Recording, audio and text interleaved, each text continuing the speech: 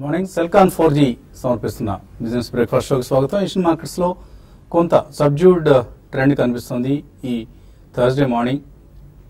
SX Nifty కూడా slightly negative గా trade అవుతుంది. మేబీ ఒక ఫ్లాట్ ఓపెనింగ్ లేదా స్వల్ప నష్టాలతో కూడిన ఓపెనింగ్ కోసం ఇండియన్ మార్కెట్స్ సిద్ధమవుతున్నాయి.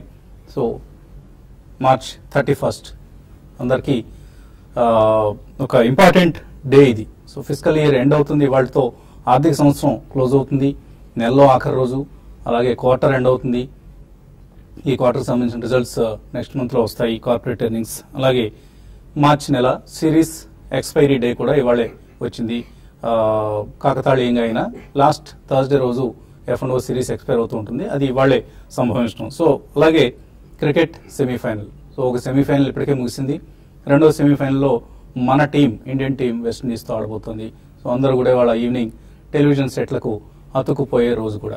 సో ఓవరాల్గా క్యాలెండర్ ఇయర్ ఎండింగ్ వచ్చేసరికి అందరిలోనూ కొంత హడావుడి కనిపిస్తూ ఉంటుంది. ట్యాక్స్ సేవర్స్ కావచ్చు, కార్పొరేట్స్ కావచ్చు, ఎనీ బిజినెస్ ఎంటిటీ ఆర్థిక సంవత్సరం ఎండింగ్ కి వాళ్ళ అకౌంట్స్ ని క్లోజ్ చేయాల్సిన పరిస్థితి. కాబట్టి అందరూ హడావుడిగా ఉండే సమయం.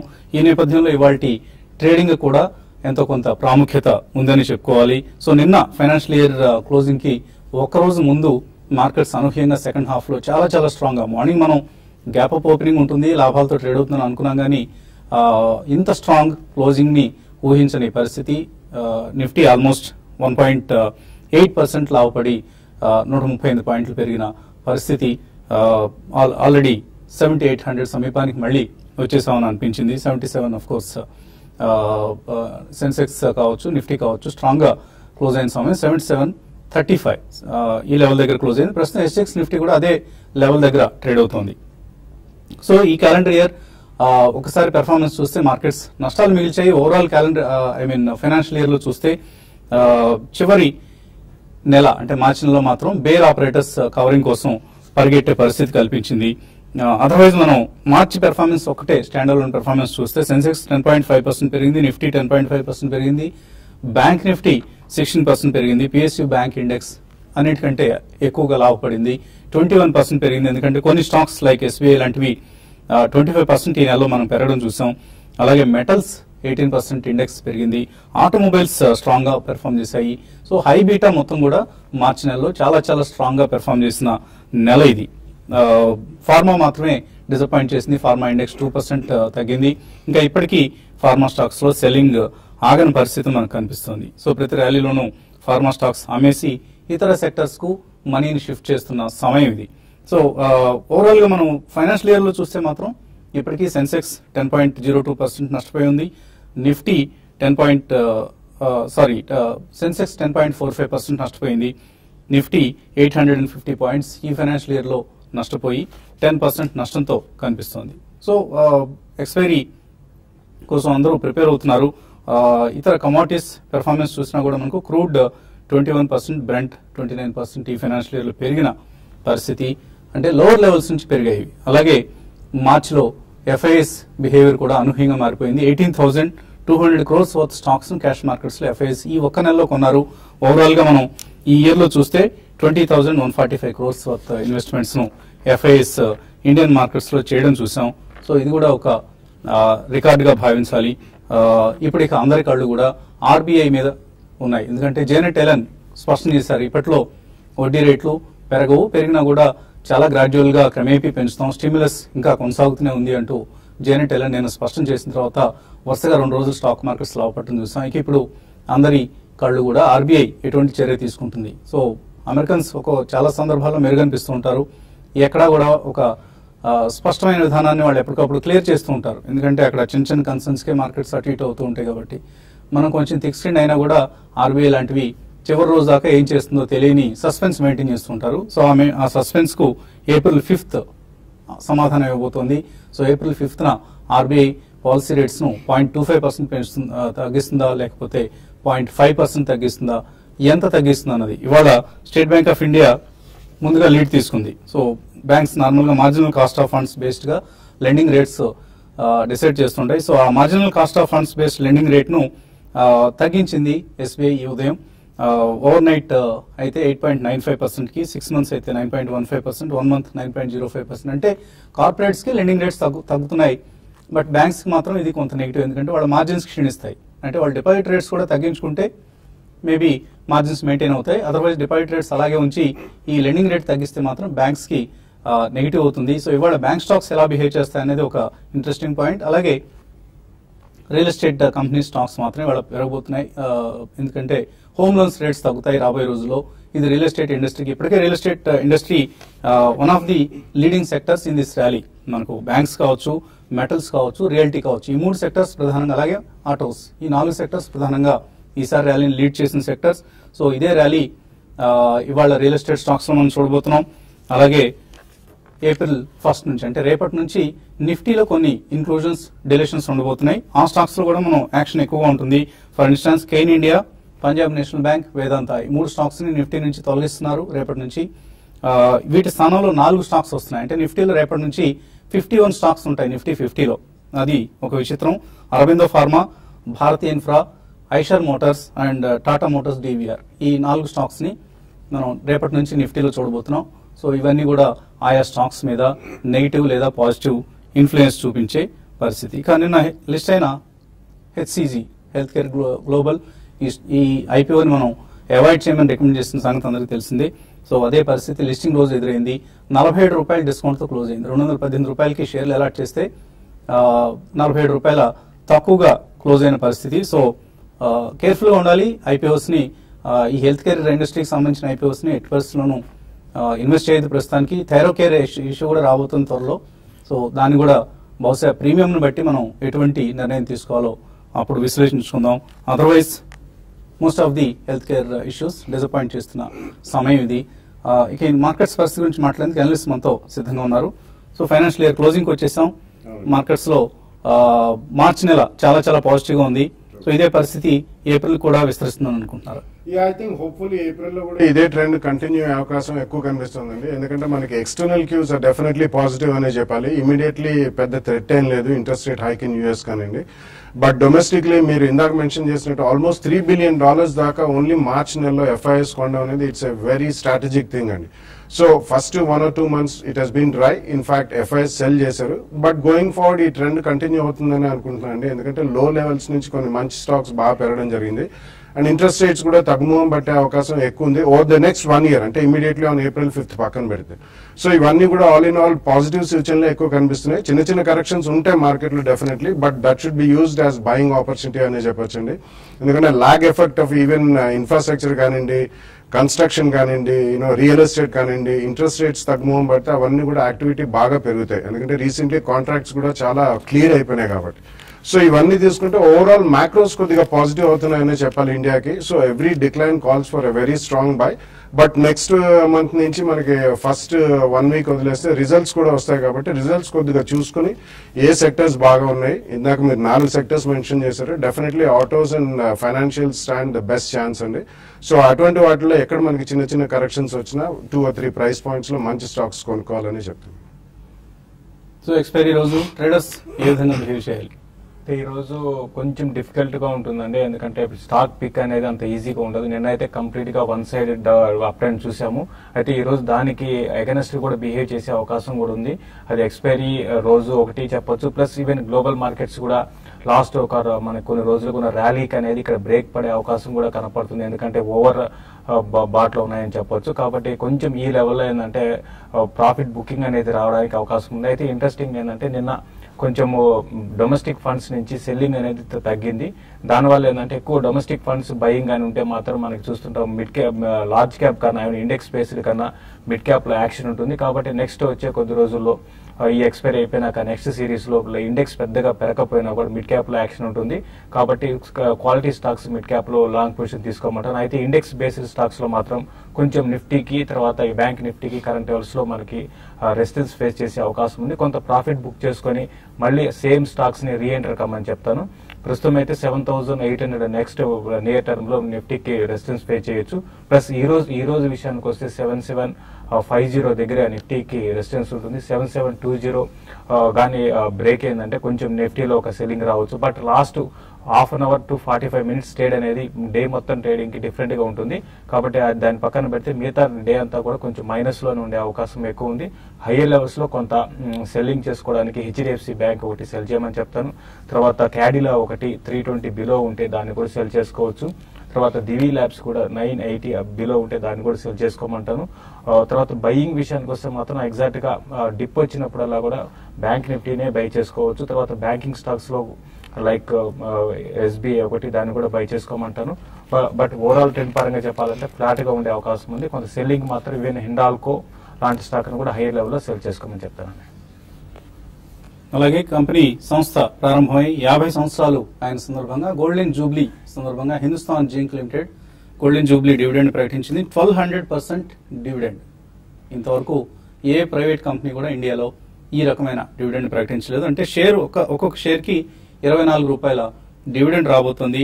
So bumper bonanza for Hindustan zinc share holders. ప్రత్యేకించి వేదాంత 65% స్టేక్ ఉంది హిందుస్థాన్ జింక్ లో వేదాంతకి. సో వేదాంత కూడా ఆల్మోస్ట్ ఇది 10,000 crores వర్త్ డివిడెండ్. ఇందులో 6,500 crores వేదాంతకు వెళ్తుంది. రిటైల్ ఇన్వెస్టర్స్ కూడా ఎవరికైనా హిందుస్థాన్ జింక్ షేర్స్ ఉంటే మంచి అవకాశం. April 7th దీనికి సంబంధించి రికార్డ్ డేట్ గా డిక్లేర్ చేశారు కాబట్టి ఇప్పుడు కొన్నా కూడా డివిడెండ్ అందుతుంది.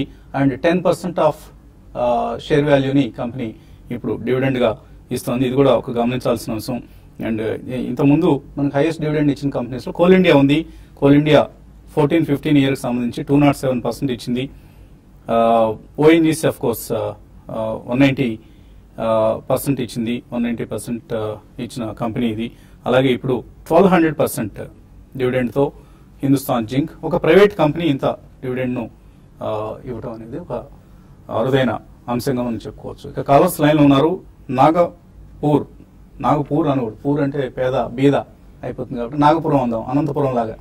నాగపురం నుంచి జయ లైన్ లో ఉన్నారు. హలో గుడ్ మార్నింగ్ అండి. మార్నింగ్ అండి, అడగండి.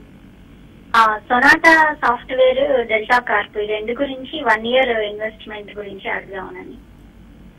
Sonata soft and Delta Corp కొద్దిగా స్పెక్యులేటివ్ కౌంటర్ డెల్టా కార్ప్ అయితే, బట్ ఈ మధ్య బాగా యాక్టివ్ గా చురుగ్గా ట్రేడ్ అవుతున్న సంస్థ కూడా. వాళ్ళది థర్డ్ క్యాసినో ఒకటి కూడా స్టార్ట్ అయిందండి. సో అది basically they are in the gaming industry and offshore casinos ఉన్నాయి డెల్టా కార్ప్ కి. కాబట్టి ఆ స్టాక్ మీరు కొన్నా కానీ ఎక్కడన్నా స్పర్ట్స్ వచ్చినప్పుడు, న్యూస్ బేస్ స్పర్ట్స్ వచ్చినప్పుడు, రిజల్ట్స్ కానీ ఇతరత్ర ఏదైనా న్యూస్ బేస్ స్పర్ట్స్ వచ్చినప్పుడు కొద్దిగా మీరు అమ్ముకుని ప్రాఫిట్ బుక్ చేసుకోండి. Sonata definitely I think it's a good bye అండి. 2 price points లో విత్ 10-15% కరెక్షన్ కొనుక్కోండి. It's a small cap IT company but doing very well in niche technologies. So definitely మీరు కొనొచ్చు. సో కొద్దిగా యాక్టివ్ గా trading చేసుకోగలిగితే రెండు కూడా మంచి stocks, both Sonata soft and Delta corp. Neelakantareddy తర్వాత కాలర్. హలో సార్, నమస్తే. నమస్తే అండి, అడగండి. సార్, బిఎస్ ట్రాన్స్కామ్ నేను 11 లో కొన్నాను సార్, లాంగ్ టర్మ్. అలాగే టాటా మోటార్స్ 300 లో సార్. ఫస్ట్ స్టాక్ ఏదన్నారు? బిఎస్ ట్రాన్స్కామ్ అంటే ఇప్పుడు బిఎస్ లిమిటెడ్ అయింది సార్ అది. Okay BF okay. BS limited ఒకటండి. రీసెంట్ గా చూస్తే బిఎస్ లిమిటెడ్ చాలా హై నుంచి బాగా కరెక్ట్ కావడం చూసామండి. రీసెంట్ గా చూస్తే దగ్గరగా 30 ఈవెన్ 40 రూపీస్ నుంచి బాగా కరెక్ట్ అయింది. అయితే ఫండమెంటల్స్ మాత్రం చాలా స్ట్రాంగ్ ఉన్నాయండి. ఇంతకుముందే అనుకున్నట్టు డొమెస్టిక్ ఫండ్స్ సెల్లింగ్ అనేది లాస్ట్ 1 month గా చూస్తే హెవీగా ఉంది. ఇయర్ ఎండింగ్ ఒకటి అది కూడా కారణం కావచ్చు. దీంట్లో ఎక్కువ డొమెస్టిక్ ఫండ్స్ బిఎస్ లిమిటెడ్ లో ఎక్కువ స్టేక్ ఉందండి. కాబట్టి నా ఉద్దేశం ప్రకారం ఇక్కడ నుంచి బిఎస్ లిమిటెడ్ పెరిగే అవకాశం ఉంది. కాబట్టి మీరు లాంగ్ టర్మ్ కి హోల్డ్ చేయమంటాను. టాటా మోటార్స్ కూడా ఆల్రెడీ మీరు ఇన్వెస్ట్మెంట్ చేస్తుంటే మాత్రం డెఫినెట్ గా దాన్ని కూడా హోల్డ్ చేయొచ్చు. రీసెంట్ గా చూస్తే అవుట్ పర్ఫార్మ్ చేసిన స్టాక్ అండి టాటా మోటార్స్. అయితే మీరు అంటే మెరీ షార్ట్ టర్మ్ అయితే మాత్రం కరెంట్ లెవెల్స్ నుంచి ఒక 5-10% పెరిగినప్పుడు మీరు షార్ట్ టర్మ్ కోసం మీరు కొంత ప్రాఫిట్ బుక్ చేసుకోమంటారు. బిఎస్ లిమిటెడ్ కరెంట్ లెవెల్స్ కూడా కొంత మీరు ఫర్దర్ కూడా యాడ్ చేసుకోమని చెప్తాను. మరిన్ని కాల్స్ తీసుకునే ముందు కాసేపు ప్రకటనలు.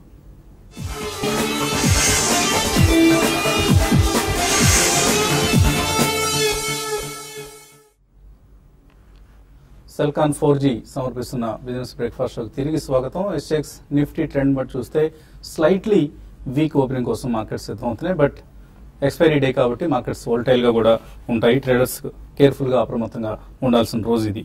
రమేష్ కడప నుంచి తర్వాత caller. Hello sir, good morning sir. Morning అండి. సార్, ఈ క్యాస్టెడ్ టెక్నాలజీలో చాలా లాస్ వచ్చిందండి. తర్వాత ఒక 68,000 క్యాష్ లో ఉంది. ఏ స్టాక్ కొంటే బెటర్ గా ఉంటుంది అని సజెషన్ కోసాము. ఆఫ్టర్ సబ్జెక్ట్ అయితే ఎలా ఉంటుందో కనుక్కున్నాను కాల్ చేస్తాను. నేను ట్రేడర్ సార్.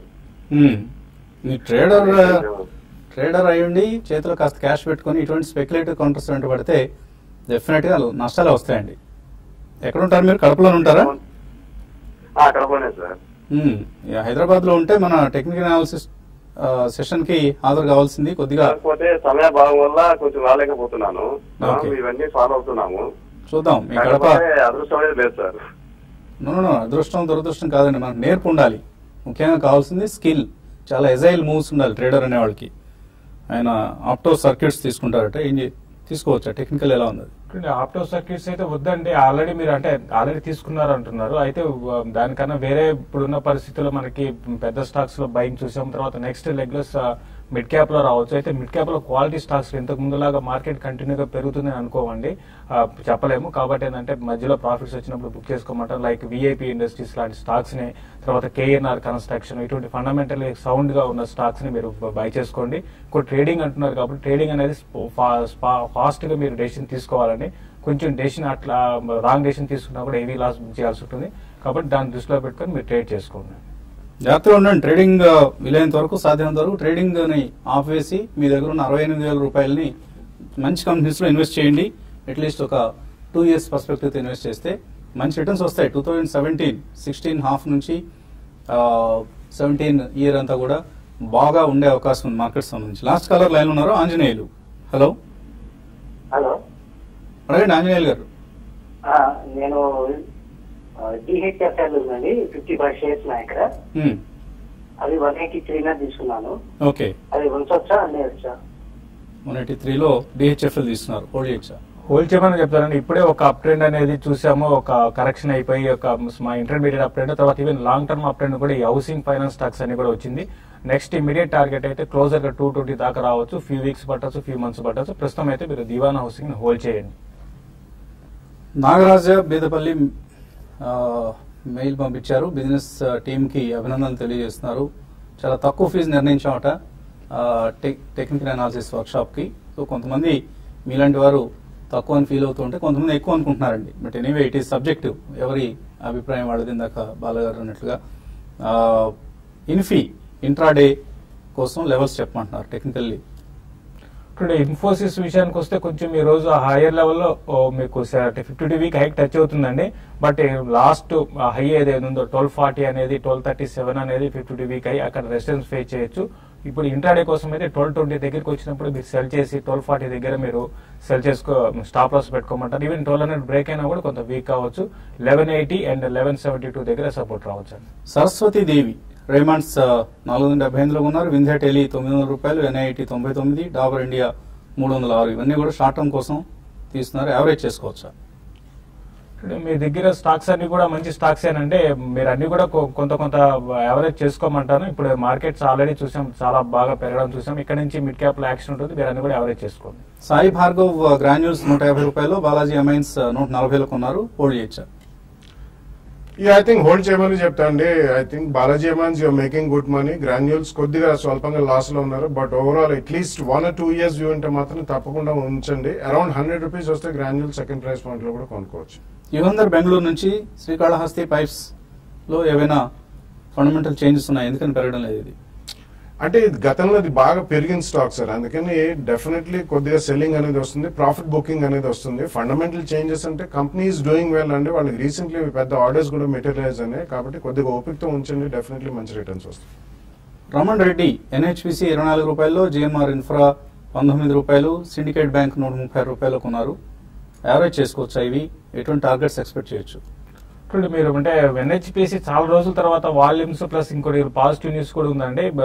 మీరు హోల్డ్ చేయమని చెప్తాను. ఒక బ్రేక్అవుట్ రావడానికి అవకాశం కనపడుతుంది, మీరు యావరేజ్ చేసుకోమంటారు. ఈవెన్ జిఎంఆర్ తర్వాత సిండికేట్ బ్యాంక్ ఇవన్నీ కూడా యావరేజ్ చేసుకొని short term trend up trend ఉన్నప్పుడు మీరు మధ్యలో ప్రాఫిట్ బుక్ చేసుకోమని చెప్తుంటాను. రమేష్ హైదరాబాద్ నుంచి వెల్స్ ఫన్ ఇండియా ఈ రేట్లో తీసుకోవచ్చా? ఇట్స్ అ డీసెంట్ కంపెనీ అండి. డెఫినెట్లీ 2 ప్రైస్ పాయింట్స్ తీసుకోమంటాను, ఒకటే కాదు. ఓవరాల్ వెల్స్పెన్ గ్రూప్ రీస్ట్రక్చరింగ్ అయిన తర్వాత అన్ని డివిజన్స్ కూడా బాగానే ఉన్నాయి కాబట్టి you can go and by in 2 price points. Lakshmi అడుగుతున్నారు, మార్క్సన్స్ ఫార్మా 98 రూపాయల్లో హోల్డ్ చేస్తున్నారు. హోల్డ్ చేయొచ్చా 2 years కోసం? I think second price point లో కూడా కొనొచ్చండి. రీసెంట్లీ మనం వాళ్ళకి ఎంహెచ్ఆర్ నుంచి ఏదైతే ఆంక్షలు విధించారో అది అంత స్ట్రాంగ్ బ్యాడ్ కాదని చెప్పి వాళ్ళే ఇచ్చారు. Around 40 rupees level I think you can buy the second price point. 2 years view అంటారు కాబట్టి బాగానే ఉంటుంది. హికాల్ 123 రూపాయల్లో హోల్డ్ చేస్తున్నారు Srikar Goud. 2 to 3 years view ఎటువంటిది? It's a decent company అండి. Active pharmaceutical ingredients as well as even agrochemicals division లో కూడా ఉన్నారు. టెక్నికల్స్ అంటారండి. సో రెండు కూడా స్ట్రాంగ్ డివిజన్స్. కంపెనీ మేనేజ్మెంట్ మంచిది. 2 to 3 years అంటున్నారు కాబట్టి ప్రాబ్లీ అరౌండ్ 100 to 105 రేంజ్ వస్తే సెకండ్ ప్రైస్ పాయింట్ లో కొనండి. Do retain the shares. So ఇది మనం గతంలో ప్రాఫిట్ ట్రేడ్ లో ఫండమెంటల్ రికమెండేషన్ ఇచ్చిన స్టాక్. అలాగే నిన్న మరొక స్టాక్ ని కూడా ఇవ్వడం జరిగింది. మంచి కంపెనీ, ఆటోమొబైల్ రంగానికి చెందిన కంపెనీ. సో ఆ స్టాక్ ని కూడా మీరు డిక్లైన్స్ లో అక్యుములేట్ చేసుకుంటూ వెళ్తే లాంగ్ రన్ లో బెస్ట్ రిజల్ట్స్ వస్తాయి. అలాగే టెక్నికల్ అనాలిసిస్ వర్క్ షాప్ కి చాలా అద్భుతమైన స్పందన వచ్చింది. నిన్న అనుకున్నట్లుగా TV5 ఎటువంటి కార్యక్రమం చేపట్టినా ప్రేక్షకుల నుంచి చక్కటి స్పందన లభించే అదృష్టం మాకుంది. సో ఈసారి కూడా చాలా అనూహ్యమైన రెస్పాన్స్ వచ్చింది. దీంతో ఇక్కడితో ఆ రిజిస్ట్రేషన్స్ నిలిపేయడం జరుగుతోంది. ఎందుకంటే ఎక్కువ మంది వస్తే కూడా డైల్యూట్ అయిపోతుంది. అందరికీ అవకాశం రాదు వాళ్ళ సందేహాలు తీర్చుకోవడానికి. మళ్ళీ మరొక వర్క్ షాప్ మనం కండక్ట్ చేసుకుందాం. అప్పుడు మిగతా వారికి అవకాశం కల్పించే ప్రయత్నం చేస్తాం. Thanks for watching TV5 and stay tuned.